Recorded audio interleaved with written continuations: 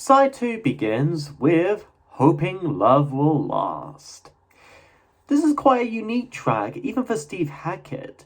On top of the subtle blues of the previous song, How Can I?, Hoping Love Will Last is more on par with the classic soul and R&B songs of its time and era, even featuring leading guest vocals by American jazz singer Veronica Randy Crawford. Keeping with this album's theme of having guest vocalists and singers, usually Americans, on board for its songs. So people complain about Genesis or Phil Collins' solo stuff of having a bit of a more poppy style in the music, but not with either Peter Gabriel or Steve Hackett. Okay. However, it could be that, like How Can I?, the song actually does manage to have a good balance between American soul and British rock. I guess I could call it soul rock or progressive soul. In fact, according to Steve himself, even his fellow Genesis bandmates were genuinely fond of the song in particular, which is pretty cool when the members of a band admire each other's solo works.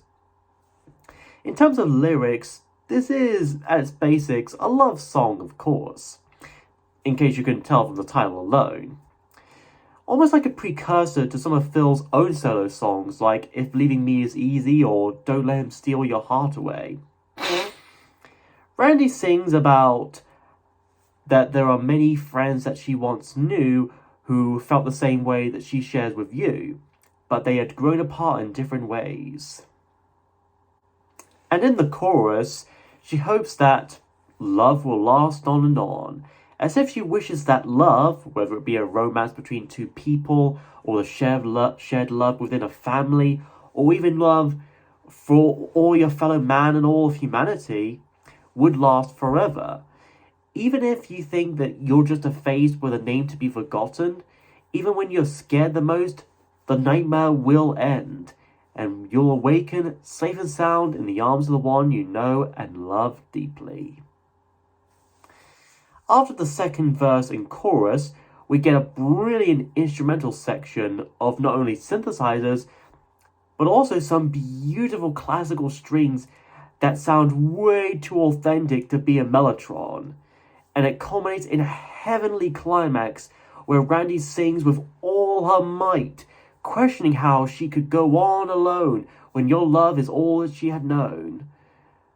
But even when sometimes we may be miles away and apart, we'll still be here and close together within each other's thoughts. Take good care and wait for the moments so we can all share. Like with fellow Genesis member Phil Collins and most of his solo work, Steve too gains a bit of an R&B, soul and soft rock influence on some of his stuff too. And this is certainly no exception. This is a fine, progressive soul rock track. And I hope this song will last. And you might say it kind of does, since this second side works as a suite of sorts with how each track flows from one to the next. Like Steve Hackett's, like the Genesis song Supper's Ready, of course. Next, we immediately segue into Land of a Thousand Autumns. Or could it be next to The Land of Confusion? Something to think about. This is an atmospheric instrumental interlude of sorts, very much like some of the instrumental songs from The Lamb Lies Down on Broadway, of course, like Silent Sorrows and Empty Boats and Ravine. And just under 2 minutes, this is technically the shortest track within the album. The first half of this piece features some heavy keyboards and synthesizers, likely done by Steve's younger brother John Hackett, as if they were trying to emulate Tony Banks' style while still sounding unique and all to themselves. Part of it even reminds me a bit of Los Endos, the closing song from A Trick of the Tail. Then in the second half of the piece, we get another bit of hypnotically beautiful acoustic guitar plucking and strumming away. It's almost like we're lost and venturing through this strange yet personal and intimate world. Whatever levity and hope we had in hoping love will last had been put to a standstill, It's almost unpredictable. And I actually do kind of like that in some music, where you can't really tell for sure where it's gonna go. Then, with a sudden filling of drums, we transition over to the title track, Please Don't Touch. Another instrumental section. This one more active in pace and dominated by the Roland GR500 guitar synthesizer, giving the guitars here a bit of a slurry yet euphoric feel, but it does have its dramatic bits too here and there as well. Steve originally pitched this for Genesis for their Wind and Wuthering album, and they even rehearsed it for a bit. But Phil Collins himself apparently couldn't get behind it, or something like that, so they went with a somewhat similar track of his own, What Gorilla. And I think it was that kind of rejection that might have contributed to Steve leaving the band altogether, as if his ideas were being downplayed if not pushed out in favour of those from the other bandmates. I can understand if he, or any other member of any other band, would feel such sentiments. Honestly, if they went and made Wind and Wuthering a double album of sorts, with songs from both that and this album, in which all four members have a generally equal amount of material, it honestly would have really worked well. Especially if we had Tony's keyboards, Phil's drums, and Mike's bass playing it all of such. It's in there, I know it. But as is, this track alone certainly sounds and feels like a Genesis light song. Sounding almost like the classic late 70s Genesis, but not exactly. You still feel like there's something off and missing about it. Not an inherently bad or detrimental thing, just a neutral acknowledgement. Then after that, we suddenly segue into the very next song after that, The Voice of Necam. Necam? Necam?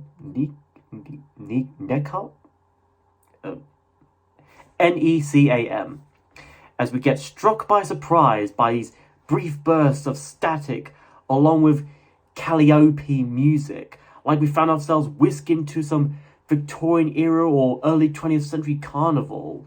Something similar to something like Being for the Benefit of Mr. Kite by the Beatles. Then about 40 to 50 seconds in, these strange steamed organ-like sounds are set aside for some rather heavenly vocals and synth. To do this, Steve sang and recorded various different notes into a multi-track tape, then he would loop the tape and feed each track into a Necam system.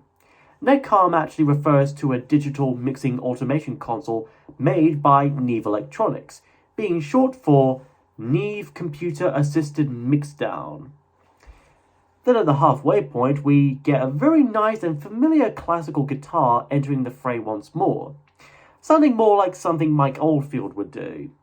It gives us this relaxing feeling, like all the stress and anxiety had truly been cleansed away, even if such a moment would be brief and temporary. And so, our album ends with Icarus Ascending, the longest song in the album with a duration of almost 6.5 minutes. Now that's more like a prog song. Richie Havens returns to sing here with lyrics loosely inspired by the Icarus myth, kind of like Flight of Icarus by Iron Maiden. There are so many things that I would rather do, like learning how to make white chocolate ginger biscuits. Wink, wink. Many, many places I would rather be.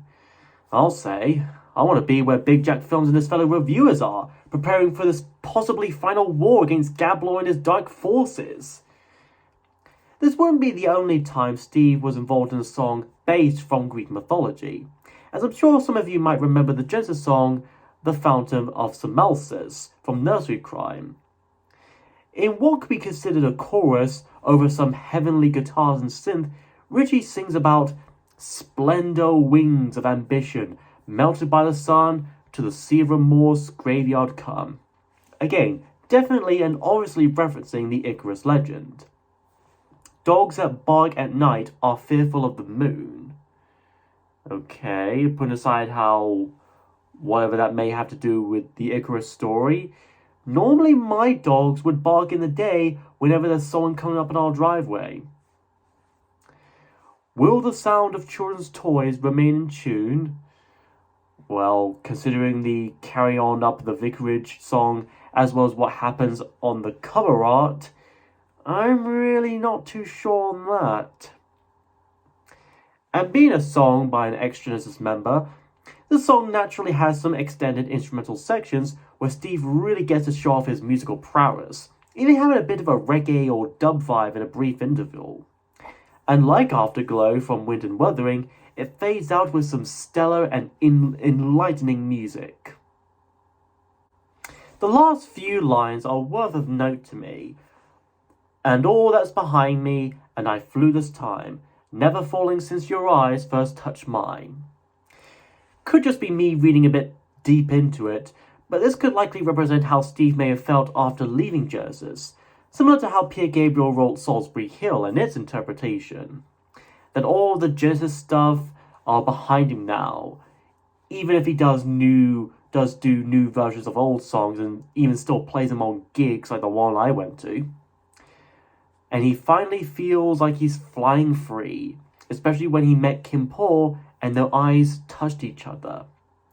Again, could just be coincidence, but just an interesting thought.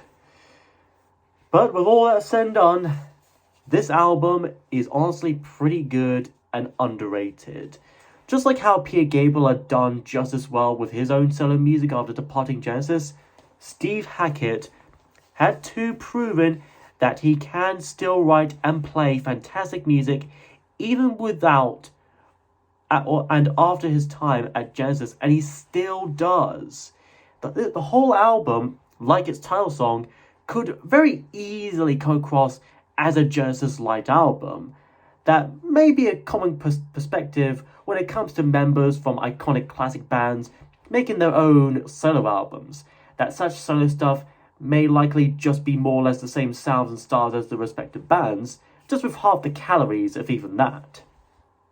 Or, in the case of the 80s or 90s Genesis, that a lot of their songs may be brushed off as just more of Phil Collins' own solo songs, just with Tony and Mike playing on them. Never mind the fact that they all contributed in not only performing but also writing as well, but that'd be a debate for another time. And that's all on one hand, but on another hand, it can give these individual musicians a better chance of branching out, expanding upon their comfort zones, and being more able to realize the music that they may envision without the restrictions and expectations for the bands that they're initially from. And I think with the case of both Steve Hackett and Peter Gabriel in particular, both kind of succeed. While songs like Narnia and Carry On the Vicarage may have a bit of a Genesis vibe to them, other songs like How Can I and Hoping Love Will Last take more of an influence from blues, soul and R&B, and a few like Kim and The Voice of Nekam would be among the first for Steve to really delve into his passion for classical guitar music. The various guest singers are well-ranged and talented. Chester Thompson continues to do fantastically on drums, and while he may not be Tony Banks, Steve manages to play the mellotron quite well. In fact, like with the rest of Genesis, I wish Steve could keep on using the mellotron in his own solo albums. So if you're into Genesis, or if you're curious about some of the solo music made by each of the individual band members, I can recommend Please Don't Touch. Please Don't Touch? More like, please buy and listen to me. But what about you fellas? You think this could be Steve Hackett's best solo album? Or would you prefer another album of his? And what be your favourite Steve Hackett solo song and album? Let me know your thoughts in the comments below. Next time, we return to a beloved heavy metal band of the 80s. 7 Deadly Sins, 7 Ways to Win, 7 Holy Paths to Hell, and our trip will begin.